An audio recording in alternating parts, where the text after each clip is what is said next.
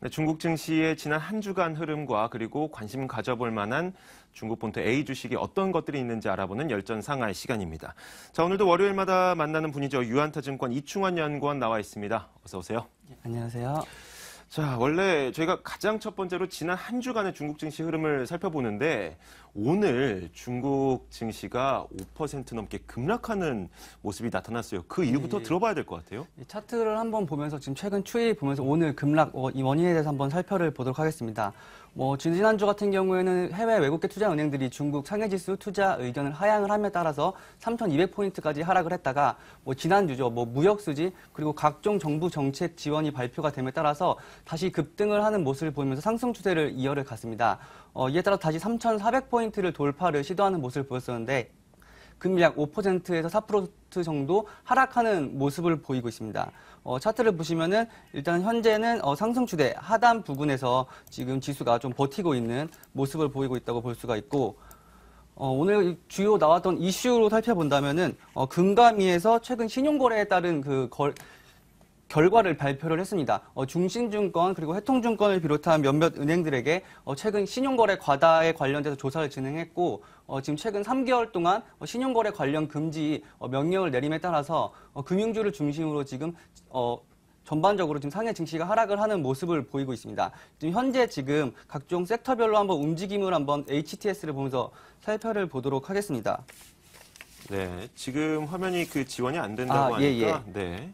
일단은 멘트 말씀을 드리면은 신용거래 위반 관련해서 중신증권, 해통증권, 국태군원증권 이렇게 세 종류의 세 개의 증권사에 대해서 업무 3개월 정지 이런 이슈가 있어서 지금 현재 중신증권, 해통증권 관련된 증권주들은 지금 현재 하한가를 기록을 하고 있습니다. 네. 일전에도 상해 증시를 설명드릴 때 말씀을 드렸지만은 상해 증시 같은 경우에는 금융업종 비중이 약 40% 정도를 차지하고 있기 때문에 지금 최근 증시를 이끌었던 금융주가 지금 급락하는 모습을 보임에 따라서 지금 상해 증시가 다시 3,200포인트까지 지금 떨어지고 있는 양상을 보이고 있고, 네.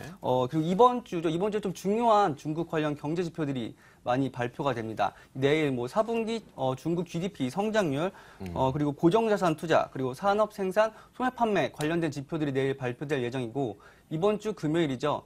HSBC 제조업 PMI 잠정치가 발표가 될 예정입니다. HSBC 제조업 PMI 같은 경우에는 지난달 같은 경우에는 50을 하회하는 그런 모양새를 보이면서 지금 경기 둔화에 대한 우려감을 키웠었고, 지금 가장 중요하게 봐야 될 게 4분기 GDP 성장률입니다. 네.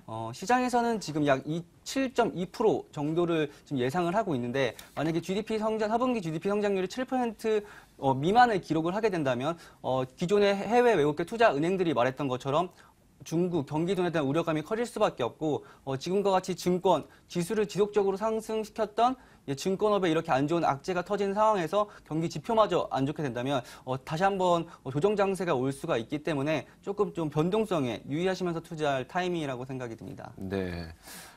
이번 주에는 우리나라의 GDP 발표도 예정이 되어 있고 중국의 4분기 GDP 발표도 예정이 되어 있습니다.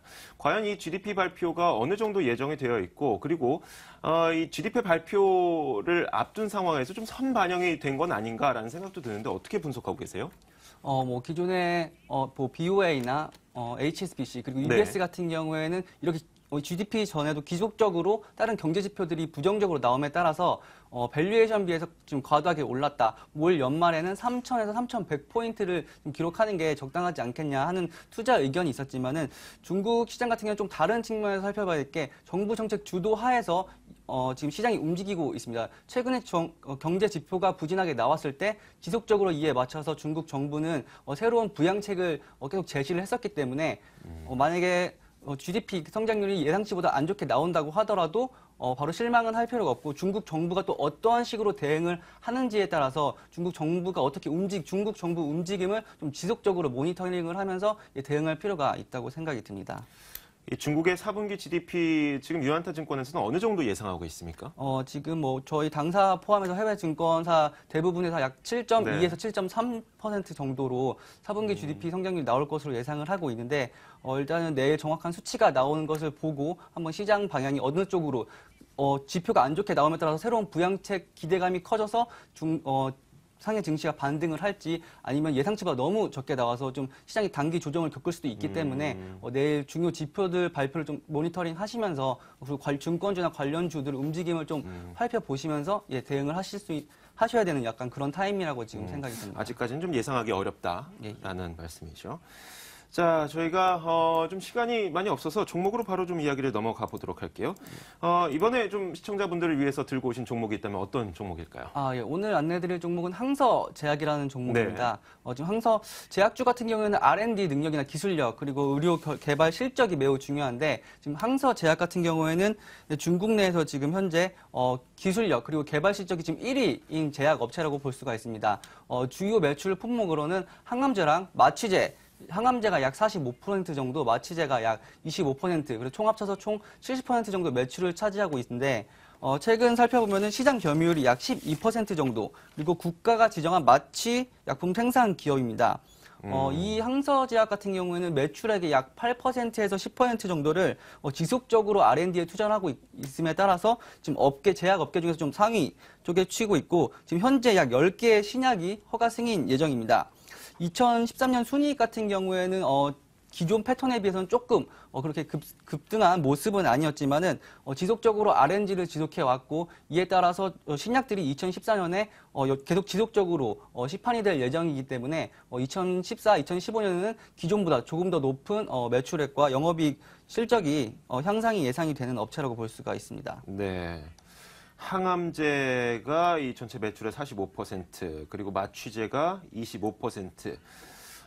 자, 이런 제약 기업인데 우리나라에 있는 기업과 비교를 해주신다면 어떤 기업과 좀 비교를 해볼 수가 있을까요? 우리나라 대표 제약업체 녹십자와 한번 비교를 해보면서 네. 밸류에이션이나 성장률 측면에서 좀 얼마나 차이가 있는지 한번 살펴를 보면은 시가총액 같은 경우에는 한 8배 정도 차이가 나지만은 매출액 성장률이 좀 뚜렷하게 차이점을 보이고 있습니다. 녹십자 같은 경우에는 9.8%, 약 10% 정도의 매출액 성장률을 네. 기록을 하고 있는데 항서제약 같은 경우에는 매출액 성장률이 매우 높습니다. 약 22%를 기록하고 있고 매출 따른 영업이익률 역시 매우 높은 편이죠. 네. 녹십자 같은 경우는 한 9.4% 정도의 영업이익률을 기록하고 본다면 항서제약 같은 경우는 약 23.6%의 좀 큰 폭의 좀 우수한 영업이익률을 보이고 있습니다.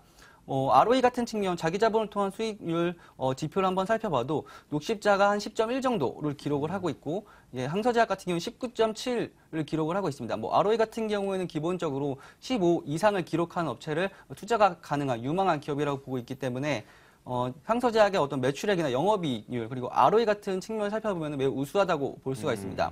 네, 하지만은 PER이나 PSR 측면을 봤을 때는 제약주이기 때문에 보통에 따른 어떤 증권주나 아니면 어떤 좀 제조업체 다른 업종 섹터와 비교하면 약간 좀 고평가되어 있다고 볼 수가 있는데 하지만 제약 업종의 특성을 따라서 지속적으로 성장성과 그리고 시장 캐파가 늘어나는 걸 좀 투자 포인트로 삼으신다면 지속적으로 투자 가능한 종목이라고 볼 수가 있습니다. 항서제약 매출액의 8%를 R&D에 꾸준히 투자를 함에도 불구하고 영업이익률이 20% 넘게 나네요. 굉장한 기업인 것 같습니다. 또 한 가지 기업 소개해 주시면 어떨까요?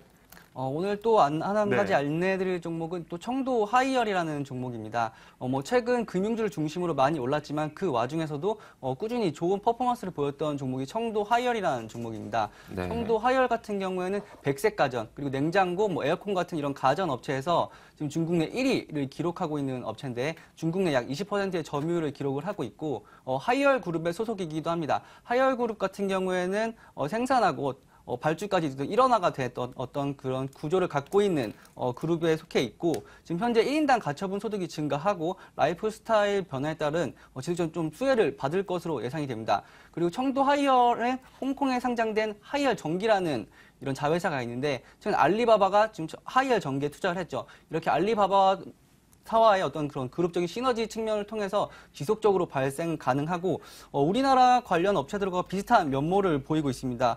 관련돼서 스마트 가전기기 이런 쪽으로 지속적으로 투자와 그리고 R&D 그리고 개발 진행하고 있기 때문에 지속적으로 관심을 가질 종목이라고 할 수가 있습니다. 네, 백색가전 전문 기업이라고 하니까 우리나라와는 우리나라 어떤 기업과 비교할까요? 우리나라 대표 백색 가전 기업이라면 LG전자라고 할 수가 있죠. LG전자랑 한번 화면을 보면 살펴를 본다고 하면 현재 청도 하이얼과 LG전자 시총은 거의 비슷한 한 약 10조 원 정도의 수준을 위치하고 있는데 매출액 같은 경우는 LG전자가 지금 매출액 규모면에서 훨씬 큽니다. 하지만 영업이익 측면에서 보면은 비슷한 수준을 보이고 있죠. 그만큼 청도 하이얼이 영업이익률 LG전자에 비해서 매우 우수하다라고 볼 수가 있고 배당 수익률 자체도 청도 하이얼 같은 경우는 약 2.4%로 LG전자 현재 1%에 못 미치고 있는데 배당 수익률도 좀 우수한 편에 속해 있고 그리고 아까도 말씀드렸지만은 중국 같은 경우는 지속적으로 도시화가 진행되고 중산층의 어떤 소득이 증가를 함에 따라서 직접적으로 새로운 어떤 가전제품에 대한 수요나 욕구가 늘어나고 있습니다.